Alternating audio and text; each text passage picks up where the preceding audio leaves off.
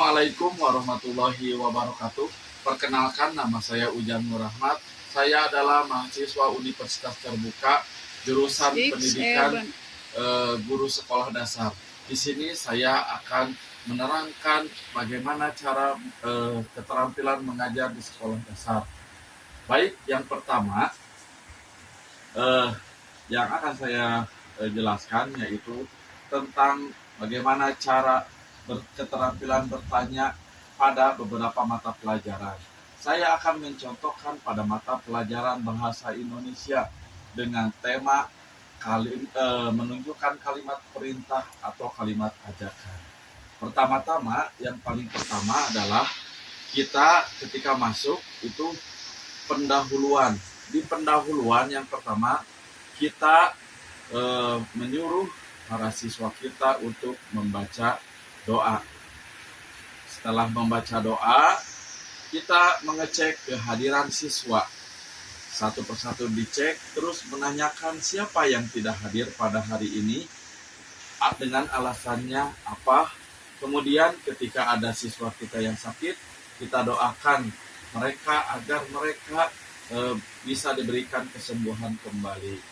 Setelah mengecek kehadiran siswa, barulah kita proses tanya jawab seputar kegiatan yang akan kita laksanakan, yaitu kita di sini digarisbawahi tentang kalimat ajakan.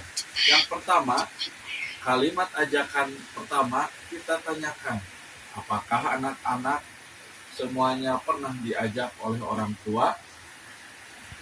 Kalau pernah, diajak kemana? Setelah itu, pertanyaan kedua adalah pemantik, pemusatan. Pemusatan pada orang pemantiknya yaitu dengan cara bagaimana? Tahu gak adik-adik kalimat bertanya itu seperti kalimat ajakan itu contohnya seperti apa?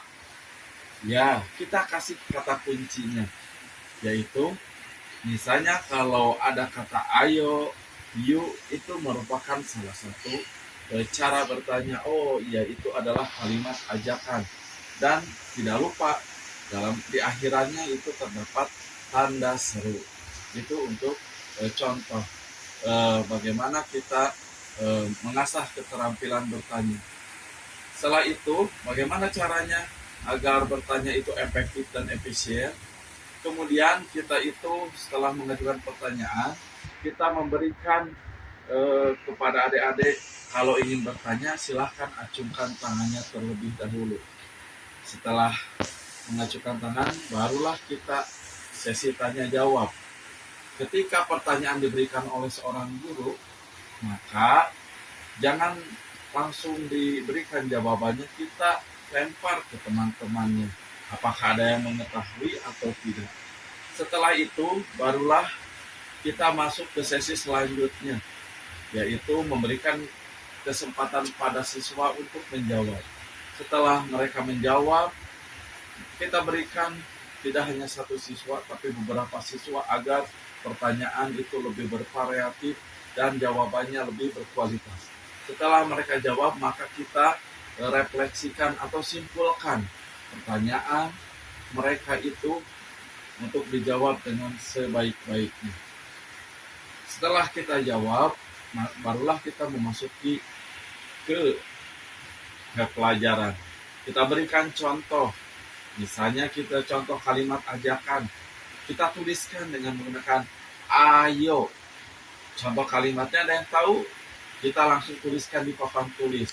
Ayo kita bermain. Tanda seru. Misalnya yang lain lagi itu menggunakan yuk. Yuk kita pergi ke kantin. Setelah semuanya beres, maka tahap selanjutnya adalah memberikan kesempatan kepada peserta didik untuk berdiskusi. Minimal kita bentuk kelompok 3 orang. Setelah itu beres, setelah kita berikan tayangan, saya menggunakan media ataupun kita memberikan contoh, maka berikanlah tugas atau LJKS atau lembar kerja siswa. atau lembar kerja kelompok. Setelah beres, kita dampingi mereka, apakah mereka sudah benar atau sudah terarah. Setelah itu, barulah kita memberikan kesempatan kepada kelompok untuk saling untuk mempresentasikan hasilnya. Setelah semuanya kelompok diberikan kesempatan, maka kita apresiasi. Setelah beres, barulah kita nilai. Nilainya ada 3 ranah. Yang pertama, kognitif, yaitu tes penilaiannya dengan lisan dan tulisan. Kemudian ada aspek yang kedua, yaitu psikomotor, yaitu kita lihat keterampilan mereka ketika pengamatan, apakah mereka bekerja sama, percaya diri, aktif dalam bertanya. Yang terakhir adalah tes afektifnya, sikap keuletan mereka, sikap kesabaran dan percaya diri mereka ketika menghasilkan. Setelah beres penilaian, maka seorang guru itu memberikan refleksi. Setelah refleksi, barulah evaluasi dari awal sampai akhir. Setelah itu diberikan penguatan. Setelah beres, barulah kita memberikan tugas di rumah.